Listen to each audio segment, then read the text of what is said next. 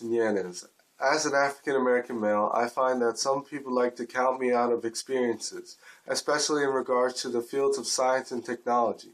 Some people believe that African Americans are not capable of understanding advanced concepts, but that is where they're wrong. If I were to attend the MBK Hackathon, it would be a great opportunity to work with other intelligent African American males in a field that has been known to exclude blacks. This summer, I attended the Drexel Summer Music Technology Program, and there I met an amazing African American student with exemplary computer programming skills and ambitious goals. We worked together on a project in which we created a guitar that could play itself by using hardware engineering programmed in the C++ language.